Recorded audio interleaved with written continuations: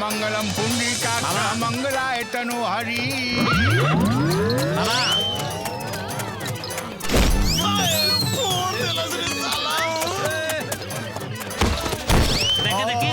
दुल्हना जा गई कोहड़ा के औलाद अपन बहन के ब्याह काहे नहीं के करत ओकरा साथे? हमार बहन के तो बियाह हो गइल बानू। अपन भाई के जे मुंह में आता भकत जाता है भलाई खातिर होता। हाँ एकदम 100% सही बोल रही हैं। हाँ हाँ काहे ना ई मुंह और मसूर के दाल हमरा शांति हो शांति। अजी हमरा के कुछ कहत बानी। हाँ कथी ले कौआ मतीन काव काव करे छी। हाँ चुप रहू ने। चुप रहो हमरा के। सब कौन ड्रामा चल रहा है? परमिशन है कोई नहीं? हमरा के जबरदस्ती गौरी। महाराज हम गजावती बनी काहे नु सब कहानी बदल रही। ड्रामा मत करी सब काम बिगड़ जाई। चारों तरफ गंद मचा दे लेना। चिचेबे तो कोहला में छेद कर दे। प्राइवेट बात बा प्राइवेट बात। है भगिया जिन ना तो ये सब पकड़ लई है। अच्छा अब देखा जा मजा। याहू!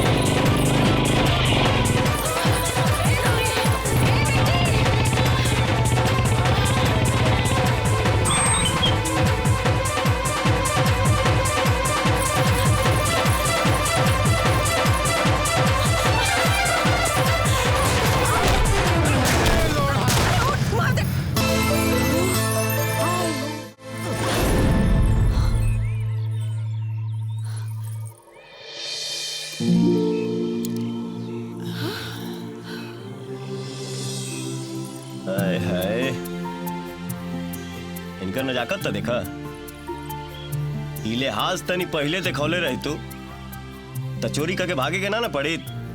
चोर हम चोर ना है जी, चोर तो रउआ है जे हमके चुरा लेनी। मिल गए जीजा जी। हर चोर चोरी करे के बाद यह कहेला चल दिखाओ माल निकाल। जिंदगी निभावे के बाद तो जिंदगी निभाए के बाद चटका जीजा जी। जीजा जीजा कौन जीजा रे? रहुआ और के तू कहे ओही से कि रहुआ गौरी से थुआ गेल बानी और विधि के विधान बा और पंडित लोता के ज्ञान बा। बड़का जीजा गईले दीदी के साथे। जवान महाराज मंडप में पहला बार आई, आके टकराई, वही से एफएम बंद कर और तू अपन चालू कर। दीदी का बियाह होई। हंस गईला बेटा, गांव के ममिला है, होशियारी कइला पर थुरबो करी है तो सरवा। अच्छा वाह, का बात है, का नियम है। तू सब मिल के इडाराम हमारे गले बांधना चाहता है क्या? साले एक एक को जेल में ठूस के इतना चक्की पिसवाएंगे, इतना पिसवाएंगे, ये सब होशियारी भुला जाएगा। है बाबू, ये गांव वालों को काहे धमका रहे हो भाई? देखने से तो hero type up to date लग रहे हैं, लेकिन इतना बुद्धि है कि नहीं कि जब कानो ट्रेन मेल पटरी पर आ रही है तो पटरी से उतर जाना चाहिए, नहीं तो दुर्घटना हो जाए। पहले चार्ज ठोकेंगे नारी प्रताड़ना के अपराध का, फिर ले चलेंगे थाने और वहाँ ले जाके करेंगे पेट भर सुदाई। बड़ शैतान बड़े रे जीजा, जब तू एजा के दरोगा हवे तो हम क्या है? मतलब दरोगा जी के का पता बाकी रहुआ के होई? रउआ ठीक पहचान ली, यहाँ का दरोगा शैतान सिंह है। अब रउए बताई आप के हैं?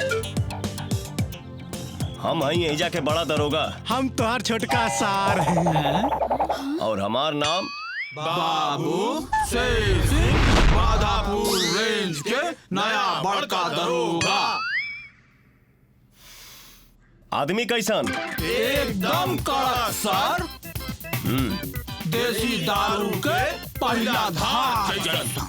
चोरन के दुश्मन सर, बेईमानन के बाप, पकड़मारन के दादा, रंगदारन के और दादा सर, और ये एरिया में शेर सिंह के फंडा चली, नहीं तो बाबू शेर सिंह के डंडा चली। बस आज के क्लास खत्म।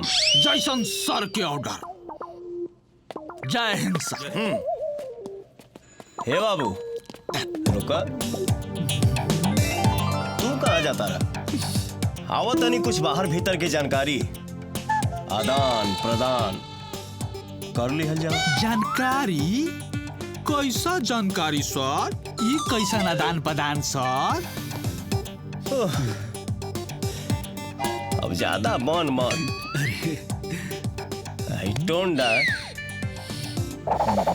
टोंडा के राज बता दे बाबू।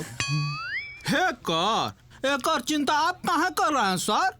जहाँ 4 गो दंड पेले कि सरऊ भीतर चल जाएंगे। हाय से एकर कौनो जरूरत नहीं खे, तू ऐसे ही ठीक लगा तारा, एकदम सलमान खान। लेकिन ये दुलार प्यार मलाई मक्खन के गढ़ा बता दे बाबू, तनी हमहू डुबकी लगाई ली। गढ़ा? कैसन गढ़ा के बात करतनी सर? अच्छा त घीव निकाले खातिर अंगुरी टेढ़ करही के पड़ी ना? चली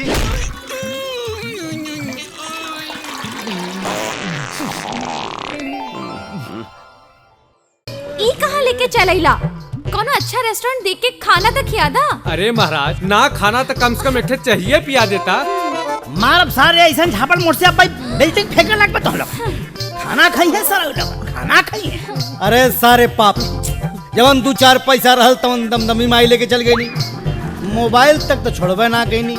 पैसा कहाँ घंटा मिली सारा, रेस्टोरेंट में खाई है सारा।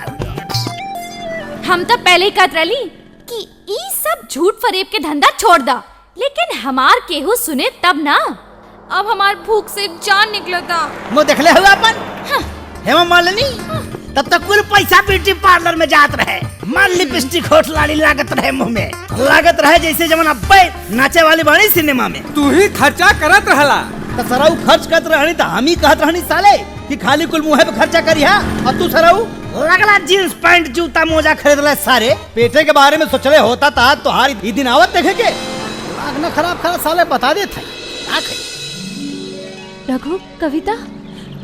अरे रघु, कविता, श्याम, तू लोग यहाँ? अरे कविता तू अकेले और सूरज कहाँ? सूरज के तो हम कितना दिन से खोज रहल बानी, फोन भी नहीं खन करत और मिलत भी नहीं खन। अच्छा, अगर तोहरा पास सूरज के कोनो पता होखे तो हमरा के दे देना प्लीज। अच्छा ए काजल, हाँ? तहरा लगे कुछ पैसा बाका? हाँ। दरिद्र सारा, जब देखा साला केहू न केहू के सामने हाथ फैला होता है, पैसा चाहिए। कहनो बात नहीं है, कितना चाहिए? एक मिनट हम कितना इतना चल जाए कम। सराऊ दरिद्र रहू, सबसे पैसे लेत रही है। अरे साला ये पापी है, जन्म के पापी है साला, जब देखा सबसे पैसा मांगत रहला। रघु, हाँ हमरा के और कुछ होना चाहिए। अच्छा, सिर्फ हमरा के सूरज के पता दे दा। ए काजल, तू का बात करता रू? हमरे दोस्त हई, एक साथे कॉलेज में पढ़ेला, ऐसी बात मत कहा। तारा सूरज के मिले के हो, हम बिहान सूरज के तोहरा से मिलवाई। तू चुपचाप घरे जा, हम तो के बिहान बताई कहाँ मिले को। ठीक बा? ओके, अच्छा, हम जाता नहीं। बाय। अरे यार, इनका के खुदे नहीं पता तो ई का बताइए, हम बताओ तनी। हाँ बताओ बतावा। पुरनका स्टाफ रूम में चुड़ैल हो तो हो। क्या बात करते हो? हाँ कहो सूरज भाई, सही का तरह हो? हाँ यार, पुरनकी स्टाफ रूम में चुड़ैल बा। अरे बाप रे बाप, पता तो के? हाँ। के ले? हाँ। ओके पकड़ के चिपक जाले। फिर का? हाँ। फिर वो चुड़ैल? हाँ? तू कहो गई रहला? हम तो गई रहनी एक दिन वहाँ। हाँ। गईनी, लेकिन हमरा के क्यों लौकाई नहीं खे यार। बच गईला, बच गईला। अब उ का ना, उ सबके ना लौकेले, उ जेके पकड़े के रहला ओकरे के लौकेले। अरे बाप रे बाप, तू लोग एक एक दिन जाके चेक कर लिया। हाँ भाई सुना, हाँ। हम तो कहते हैं कुल लड़का के जाए के चाहिए। अरे कुल लड़कन के छोड़ा ना, लेकिन तू लोग एक आध दिन जाके जरूर चेक कर। हाँ, चला ना तो क्लास छूट जाए। चल ठीक है, सही कहा। चलो चलो चलो चलो।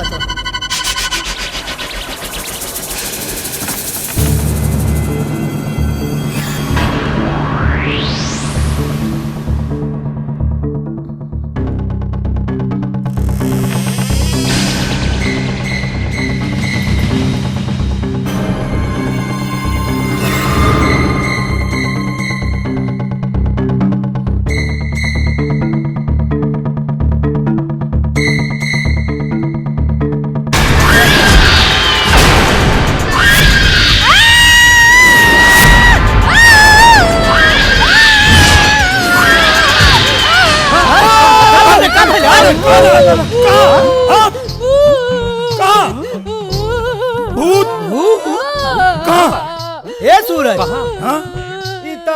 है पुरन का स्टाफ रूम हुआ हो ना, जौने में वो लड़कियां फांसी लगा के मरल रहे। हाँ यार हो तो वो है, लेकिन भूत कहाँ बाबे?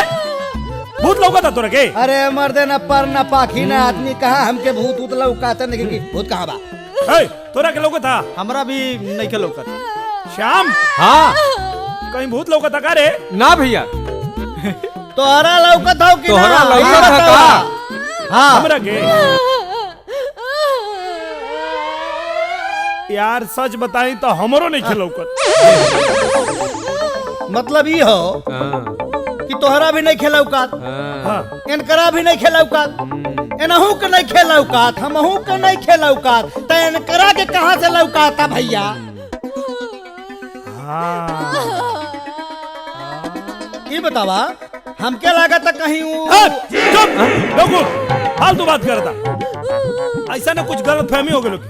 ए काजल, ए तनी फिर से देखा था, देखा कहाँ बा? देखा, अरे तू एक बार देखा था? देखा हमनी के नहीं खेलो तो तोहरा के कहां से लोग था? फिर से देखा, फिर से देखा।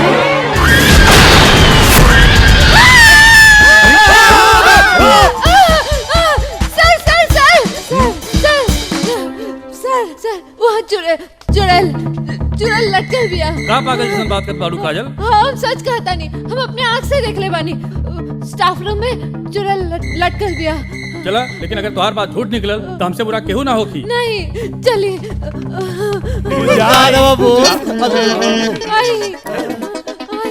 ऊपर देखिए, वो चुड़ैल लटकल बिया। काजल, हम तो देख ले ली, और तू देख के बताओ कि कहाँ बा चुड़ैल? सर यह बात तो हमनी के कब से समझावता नहीं जा, ईमान एक तैयारी नहीं की, बिना वजह चिल्ला चिल्ला के यहाँ सबके जुटौले बाड़ी। बताइए सर। बोलो बोलो। लेकिन सर, हाँ हम अपने आँख से तारा के मालूम बा कि तारा ई गलती के कारण ई कॉलेज से तारा के रिस्ट्रिकेट भी कइल जा सकेला। ये तो हर पहली गलती है, एक कारण माफ करता नहीं। आइंदा ऐसा मजाक करके अगर कॉलेज का माहौल खराब करने की कोशिश कैलू तो तारा खातिर कॉलेज में कोनो जगह ना होगी। चलो सब लोग अपने अपने क्लासरूम में जाओ। चला चला चला चला लोग एक दिहले झरिया बरम गइले झरिया बहुत लेके अच्छे हरदम मधुआ का नाम लेके हैं खाली काहे हमार बेइज्जती करवावत रहे आई एम बेइज्जती फील हमरा में कौन ऐसा कमी बात रे तोहरा में तो कमी है कमी बा के कहले रहे तोहरा के बुढ़ापा में तीसर का ब्याह करे के तीसर का ब्याह करी चाहे चौथा ब्याह करी ओकरा से तोरा मतलब 2 बीघा खेत बेच के तोरा बाप के हम तिलक देले बानी दहेज में आ सुन हम बुढ़ा गनी तो का हो सब कमवा तो हम ही नु करत नहीं रे बर्तन मजवाते बारे लुगा धोवाते बारे गोड़ दबवाते बारे तो अब का लेबू बाबा जी के घर से हमर प्राण लेबू अरे बाप रे बाप अरे बाबू रे बाबू हम ने देखा साला के बैठ के बर्तन मजता और मेरा हुआ बैठ के लिपस्टिक लगावतिया है मऊगा कहीं का। अरे बर्तन धोला से और कपड़ा धोला से मेहरारू के प्यास ना बुझेला ओकरा औरी कुछ चाहिए। अरे ओकरा तो हमरे जैसन जवान मोरा चाहिए जवान। बोला है बच्चा बाबू का प्रॉब्लम बता रहा? पांडे जी पटना में हम एगो मॉल बनावे चाहता नहीं लेकिन ई मॉल के रास्ता पे एगो आदमी के घर बा जकरा वजह से ई मॉल बनावे में बहुत तकलीफ हो रहल बा और जब तक ले वो घर नहीं खे टूटत हम वहाँ मॉल नहीं खी बना सकत। अरे तक घर खरीद ली बच्चा बाबू। खरीदे के बहुत कोशिश कईनी पांडे जी लेकिन वो ऐसा थूथूर मेहरारू बिया कि कोनो भी कीमत पे वो मकान बेचे के नहीं खे चाह। हम अगर ये घर खाली करवा देम तो कीमत का देम? हम अपने के 25 लाख रुपया दे दे पांडे जी। बच्चा बाबू हम अपने से कोनो सत्यनारायण भगवान के प्रसादी नहीं की मांगा। चलिए उठी हिस्सा मांगता नहीं हिस्सा। 25 लाख रुपया कोनो कम ना होला पांडे जी। अरे बुढ़बा के लेकर हुआ बात करत नहीं। अरे बच्चा बाबू हम बाबा हैं बाबा। लोग हमार दर्शन करे के 20-25 लाख रुपया यही दक्षिणा में दे देवेगा। परसेंट के बात करी बच्चा बाबू। अब परसेंट रहुए बताएं पांडे जी। 20%। ठीक बा हमरा शर्त मंजूर बा। जा तोरा बाबा के आशीर्वाद मिल गए बच्चा बाबू। अब मॉल बनावे के तैयारी करा जा। जी पांडे जी। ए बागड़ पटना चले के तैयारी करता रे। जी काली बाबू। वो जमीन हमरा कोनो भी कीमत पर चाहिए। कोनो भी कीमत पर वो घर पर हमनी के कब्जा करे के बा। 20% के सवाल बा यार। चल गाड़ी निकाल 2-4 गो आदमी रख। चल पटना। ठीक बा काली बाबू हम अभी निकाला तानी। ए गाड़ी निकाला सन।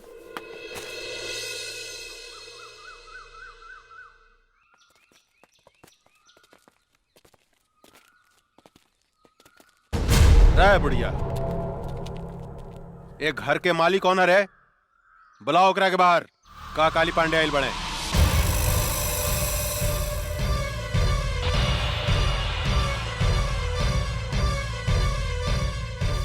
जानकी देवी?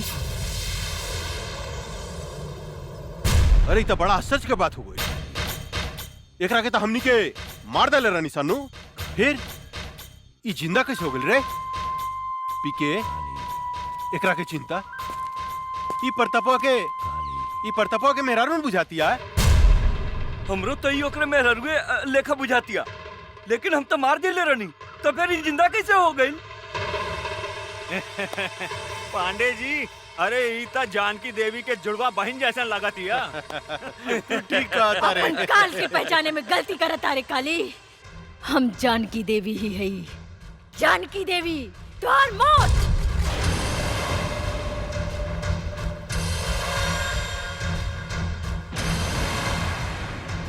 अरे बाप रे बाप। पीके अरे एकर तेवर देके तो सचमुच बुझाता कि जनकिए हिया। ए जानकी देवी बुढ़ा गई हमरा के मारे के सपना देखल नहीं कुछ छोड़ ले। अरे हाथ का पता हो तो और हाथ का पता। कैसे मरबू हमरा के कैसे बोला ना। हंस मत काली, तोरा जैसे कुत्ता के हाथ से ना पैर से कुचल जाला, पैर से। ए बागड़, देता तनी तलवार, इली इस साली के टंगड़िए काट देता। का भूल जे, जल्दी निकल ना। धैया ही मत, आवतानी। तनी देर भइल त चिल्लाए लगनी। रूप न रेखा, नाम सुपनेखा। ए यार कतनो पूछ रंगली नु त सियारे रही, बुझलू कि ना तू? रोड पे आके श्रृंगार करत रू, 1 घंटा भीतर में का करत रहते? कैसन मरद बा, खाली चिल्लात रहेला, चिल्ला चिल्ला के जतरा खराब करेला। निकले के समय कुकुर लेखा चिल्लाता। तहरा से नीमन तू बसंतपुर वाला माधा बाबा वाले, कम से कम हमरा के आराम से घुमावे त ले जाला। गधा कहीं का। खबरदार, माधव सिंह तो दादा हमें कहा है। जब देखा तब माधव सिंह का नाम लेवट रहे। सर बस पीछे मरद एवर सुन, और ये चल के माधव सिंह के लाइन मोड़ी है मत, ना तो कहियन सर के मेहरारू हमार अम्माजा मारे माधव सिंह। बुझलो कि ना? आदमी खाली गंदे बात करेला, चुपचाप चली। चल। अरे बाप रे, अरे कटो दवाई में मुंह में काटे। अरे छोड़ना रे गर्दनवा। अरे बाप रे, अरे तू इतना जल्दी मरे वाला नहीं खा। चली। देखी कलयुग के मेहरारू के प्रभु, हरदम हमरा के खाली मुंह वही के बोलत रहले प्रभु। पीछे पकड़ ना रे, पीछे पकड़, जल्दी पकड़ पीछे। हाँ सही बैठ। एगो माधव सिंह बाड़े जे हमरा से कहेलन के पकड़ के चिपक के बैठो, और ई गधा बा जे कहेला कि पीछे पकड़ के बैठो। चल जल्दी चल। अरे चला जल्दी। चला ताने नु। अरे निकला चला। रोका ना, अब लेट नहीं के होखा। चला ताने नु। चला।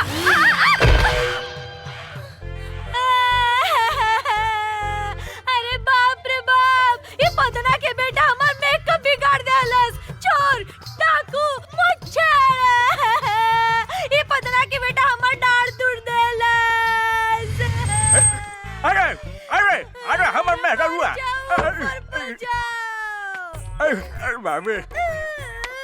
अरे बाप रे बाप, हमार कचनवा रे बाप। अरे गिरगल आई हो दादा हमारे स्वरिया हो बाबू। अरे बाप, यही से नु कहले रानी है कि जोर से पकड़ो, सीता गुलू नु।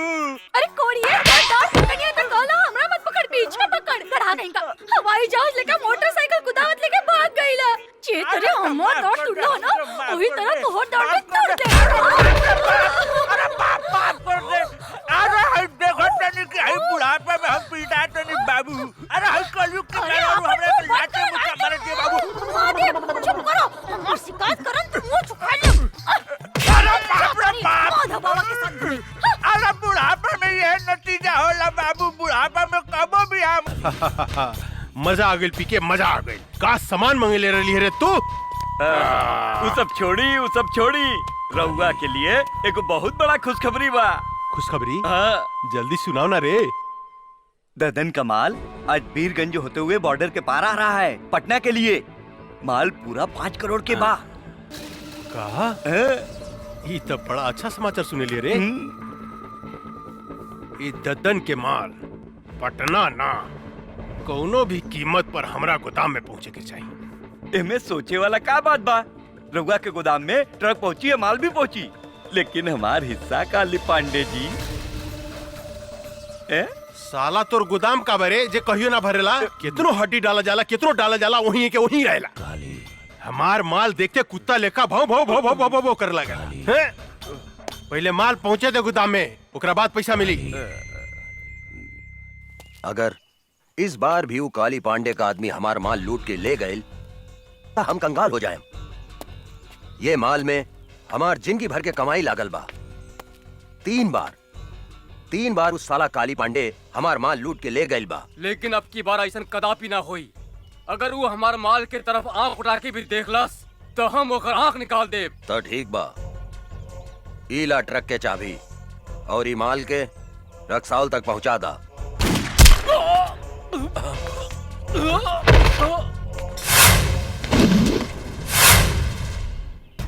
अरे गंगा बेटी, तू हमारे सबसे वफादार आदमी के गोली मार देलू। वफादार ना बाबूजी, गद्दार। गद्दार रहे ये आदमी। ली सुनिए कर करतूत। काले पांडे जी रघुआ चिंता मत करी। दद्दन के ट्रक बिहाने अपने गोदाम में हम पहुंचा दे। दद्दनवा के कुछ पता ना चली। हमारे नाम तैयार रखें। सुन लेहनी।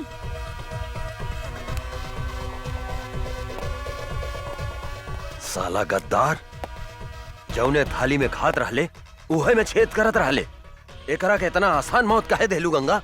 तड़पा तड़पा के एकरा के मारे के रहे साला। आज तू हमके बर्बाद होके से बचा ले लू गंगा। बर्बादी तो आप काली पांडे के